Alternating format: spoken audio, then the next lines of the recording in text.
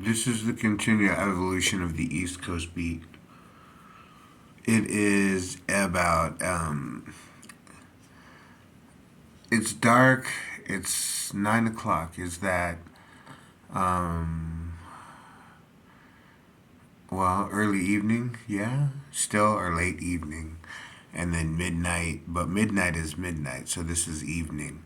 And then night, and then there's dawn, and then there's the day, and then there's the afternoon, and then there's, you know what I'm saying?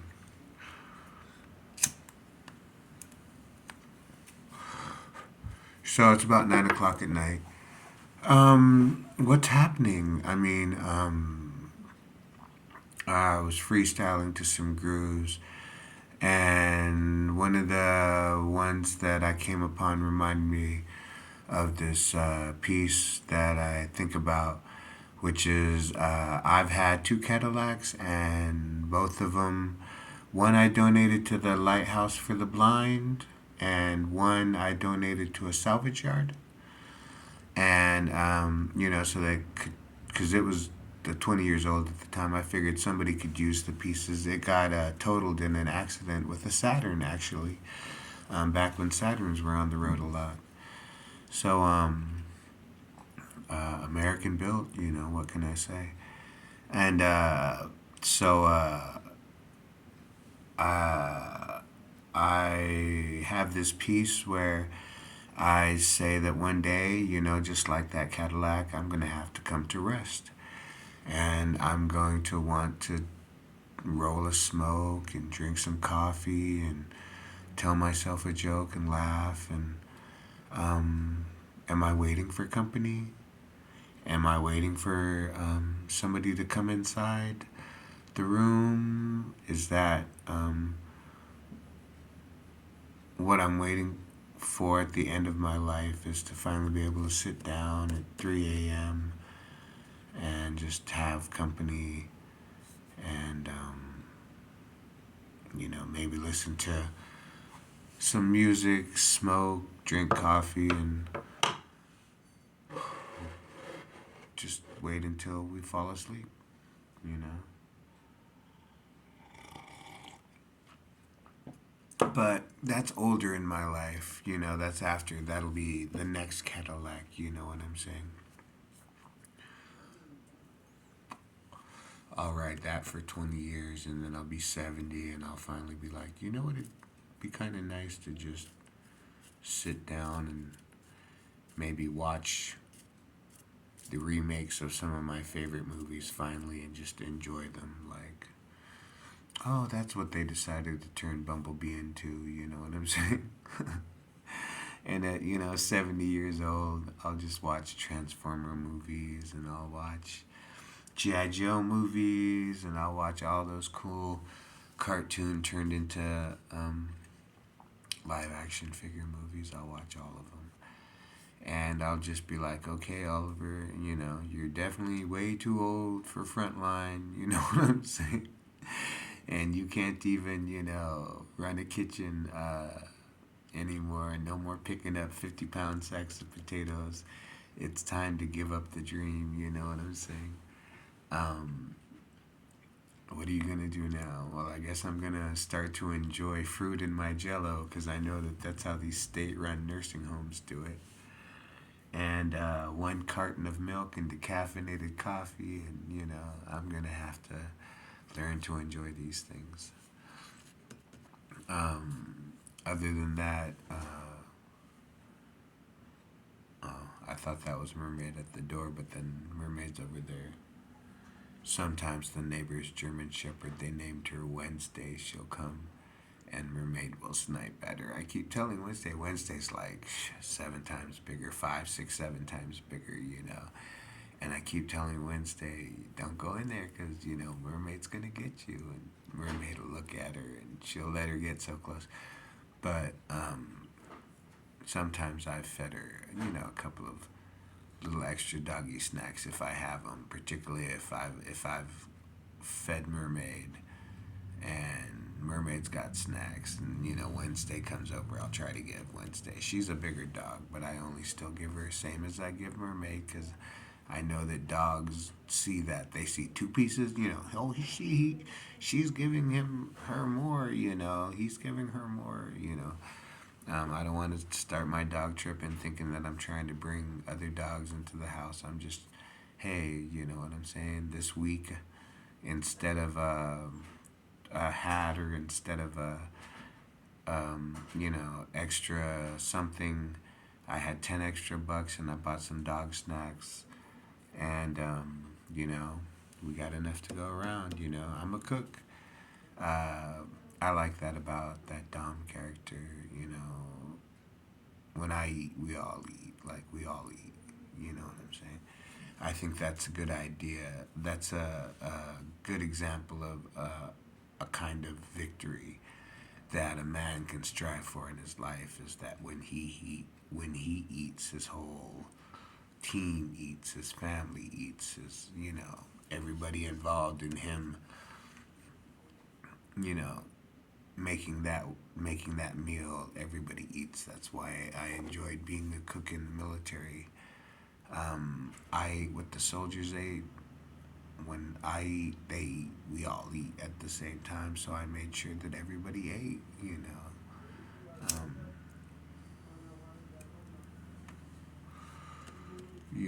I mean, every now and then somebody'd be like, "Can I get an extra?" I'm like, "Bro, if you just want, because the military's actual procedure at the time was if you wanted to eat twice and you weren't overweight, you know what I'm saying? We could say no if you were overweight. We could say no, we can't feed you extra, you know what I'm saying?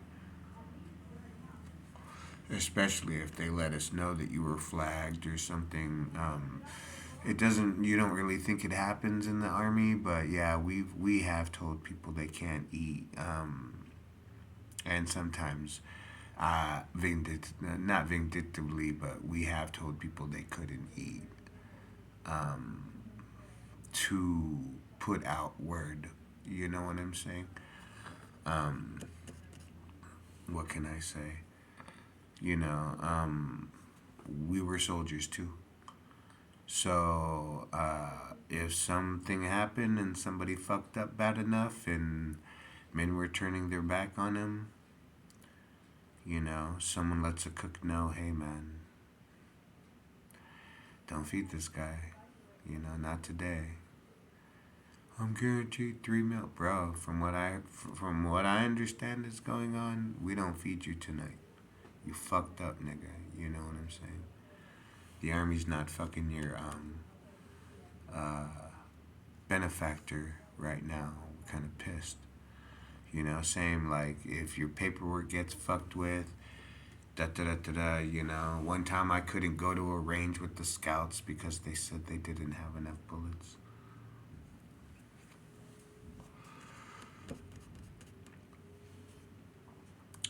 But I was cool with that because that actually gave me a day. I remember specifically it was raining and I had my Gore-Tex on and I really didn't want to lay in I mean, it was cool. Once I got into it, I'm like, you're going to get fucked up laying. Because when we're in the prone position, we lay on our stomachs and we line of sight our rifles and shit. And,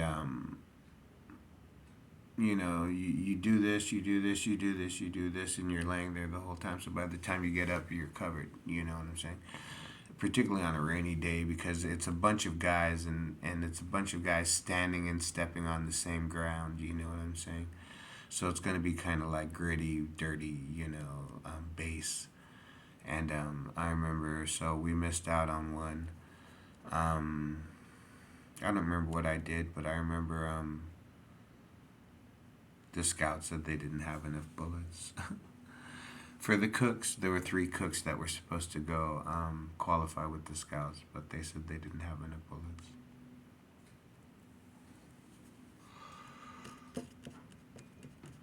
So, what can I say?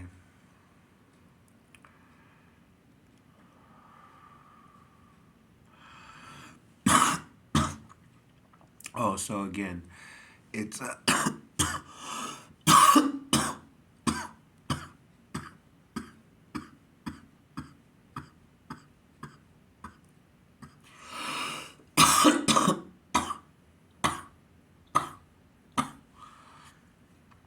It's 9 o'clock in the evening.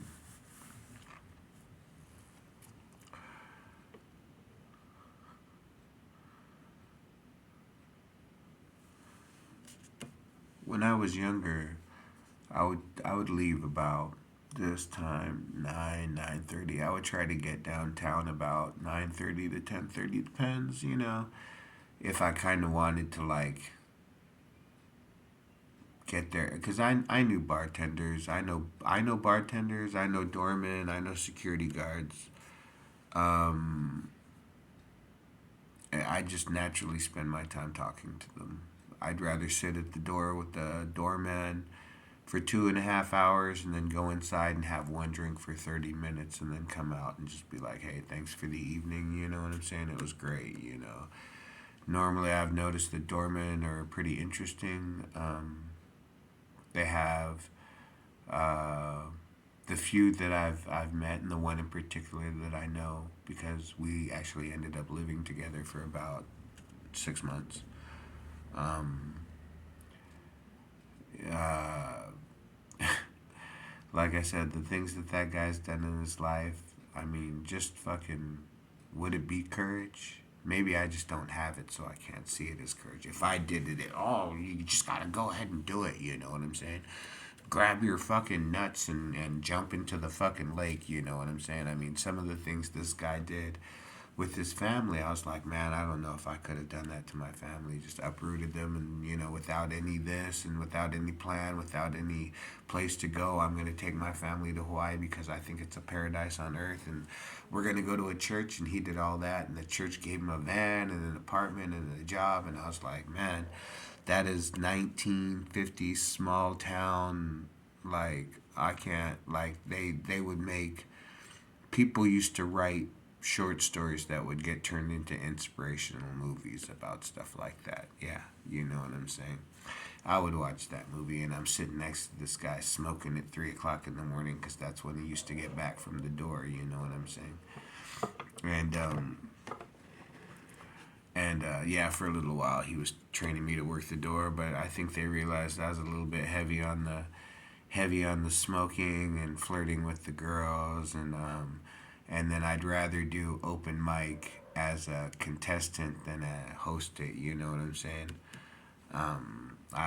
It was cool. I mean, 20, 30 year olds. They seemed smart. They were all good looking. Like television, good looking bartenders and waitresses, and some of the clientele that came through there. I've seen $1 million cars. Bentleys. I've seen cars I don't even know what the fuck they are. You know what I'm saying? And so along with college, the girl that's going to living at home, going to community college, and working at the bookstore's coffee shop. I've also seen her little fucking Ford, Escort parked out front. You know what I'm saying? With the stickers. You know what I'm saying? So, yeah, you know what I'm saying. So, that was just one of those places. They invited what they would call artists. You know what I'm saying? If you had a particularly, like, if you could do open mic, which I did. Like I said, hey, I didn't feel bad about the free. It was a free beer, and it would be like a Budweiser or a Coors, which And this was one of those places where like people still drank Pabst Blue Ribbon. You know what I'm saying? So it'd be a Budweiser or a Coors or something. And then one time I said, hey, instead of a Budweiser or Coors, because I never drank Budweiser or Coors. When I did go in there as a patron, um, I didn't drink Budweisers or Coors. So I was like, hey, instead of this, can I just get a house whiskey? Because at one point they started doing like house whiskeys were $1, and I was like, hey, instead of this Coors, can I get a house whiskey? So then they, instead of one Coors, they gave me that much in house whiskey, and I was like, shit, I'm drinking house whiskey at an open mic, and um, I was just enjoying that sort of in betweenness. My body was getting over a lot of negative stress, and my mind was focused, but the body wasn't able to do what I wanted it to do at the time. I mean, I still had friends, I still could go for walks downtown, but I wasn't,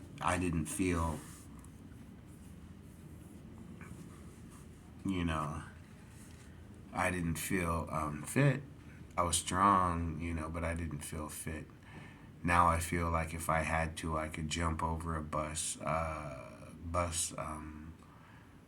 bench if I had to, you know what I'm saying, without tripping, but my pants would probably trip me up, you know what I'm saying? Or like I wear, I got lucky enough because I wear wide shoes, and I go to a store out here where they sell last season's, shoes. And so I got lucky enough to find a pair of wides that are in a trail running style. So they're a little thicker, a little more durable. I've had trail running shoes before. I've actually used them on a trail. They work. So when I found some trail running shoes for less than $64, I found them for like, to be honest, like $30, which I'll spend on some shoes because that means I can drink coffee, smoke. I can take somebody out for a donut, maybe, once every 3 months, maybe even some McDonald's fries and two large drinks, because that McDonald's Coke is supposed to have that additive in it, you know what I'm saying? And, I mean, hey, if I can, hey, if my buddies and my girl think I look cool enough in my clothes and my shoes, I don't need to impress nobody else. You know what I'm saying? If I ever feel like I don't look good enough, but the five closest people to me are like, nah, man, you know what I'm saying? Be real about it, bro. I mean, if you had money, when I had money, instead of Nikes, I wore Doc Martens. So that shows you what I spend in my shoes. You know what I'm saying? I'd rather wear Doc Martens than Nikes. I'd rather wear one pair of Doc Martens for 5 years than five pairs of Nikes. Every 4.5 months or 4 months, you know what I'm saying? But I had like two pairs of Doc Martens. Plus, my girl gave me a pair of Doc Martens at the time that didn't fit my feet. I think she thought it was funny because I would actually wear them once before I donated them. I figured, you know what? These are actually from Germany. Nobody's going to know that at the Goodwill. They're not going to know that these Doc Martens were born, paid for in Deutschmark and, worn by a Hungarian girl. Nobody's going to know that. But I donated them, thinking because I had a niece at the time, and I thought, okay, well, if I hold on to them till my niece can wear them, that would mean something. But at the same time, if I donate them now so that somebody else's niece or daughter can have this really cool ass pair of, they were sunshine yellow Doc Martens. If they can have this really cool ass pair, then, in some way, the way karma works between people, then in 20 years, when my niece is finally big enough to wear, there'll be somebody that will donate or somebody will give her, a pair of really cool boots at the time. Doc Martens might not always be popular. Like sometimes I stop people, I used to, wear Doc Martens. I don't think everybody's like, oh yeah, okay. I remember when I was a kid, I used to get stoked when I would walk through a crowd, particularly in a crowd of where a lot of people were wearing black leather boots, and I would see Doc Martens. I'd feel like, okay, because my partner had a pair of black leather boots, and they had swastikas on the bottom of them, and they would leave swastikas in the fucking sand when you would walk on them, and you know, well, he was Indian. It's different. The swastika for Indians uh, to create. It's it's like an evolution of creation. It's a cleaning. That's why they, um, when the Third Reich used the swastika, they said it was too much. They took the ideology too far. Genetic cleansing and ethnic cleansing and killing of whole people. They took it too far, but that's what they say happened when they took the swastika. Um, it does mean rebirth and it means cleaning. It means rejuvenation. It means a recycling. It means coming back to the circle of life. You know what I'm saying? The circle of the positive generation. You know what I'm saying? And so, as an Indian, he had boots with swastikas on him that he bought in Nazi Germany. You know, at one of these fucking stores that sold gas masks and flags and daggers, and we're in there brown skin. Oh, this is sweet. You think this shirt fits me? I'm, I'm all trying to wear like back then I think I wore I had a 38 chest, and so that meant I was like a medium, but I would wear large and large t-shirts, and sometimes I would have an extra large shirt on, particularly a long sleeve. You know what I'm saying? When it was a little bit more like that in Germany, you know.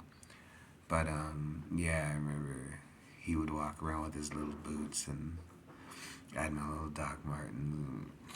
Hey, you know, black boots. We'd go places where a lot of cats had sharp haircuts and black boots. You know, a lot of jeans, a lot of black shirts. You know, there's been more than a couple times where I felt like somebody actually fucking, I felt pressure on the side of my face, And at one point, somebody told me, "Yeah, bro, somebody fucking straight jacked you from the side while you were watching the mosh pit." And by the time you decided to look that way, they had vanished into the crowd. You know what I'm saying? I've been hit, elbowed. I think once I even got kicked. Um, I don't really participate in the pits. I mean, it's not like I've never been in one, but you know what I'm saying. I'm more one to just stand on the side and be like, you know. But I like to dance around. It was fun for when I was younger. You know what I'm saying. I mean, who doesn't dig the idea of some massive bruise on the side of your ribs because you fucking were slam dancing and you got pushed into a fucking 400-year-old stone wall. You know what I'm saying? I mean, that's where I was doing it in dungeons and converted fucking 200-year-old barns and cottages. I mean, it wasn't as fun when I got to the States. You know what I'm saying? It was like, oh, And then by the time I got back to the States, I wanted to make money, so I figured it was more important that I get a job and a career and start investing in that 401k and all that good stuff. But it just never happened. I don't know. I never found anything that carried me through all the way. I mean, yeah, the idea of pay sounds great, and the idea of, owning a Jeep sounds great, and the idea of, you know, realistically thinking to myself, if I can keep this job for 20 years, I can pay off my house and retire. If that thought had ever run through my head, I might have actually took out a college loan. I might have actually took out a student loan and went to school. But I can't realistically think that there's anything, that I would want to do One thing that the Army taught me was even before getting into the Army, yes, I was a straight A student for a year in high school, and I was a straight A student for like 2 years in community college. Um, but I was also a football player. I was also a soccer player.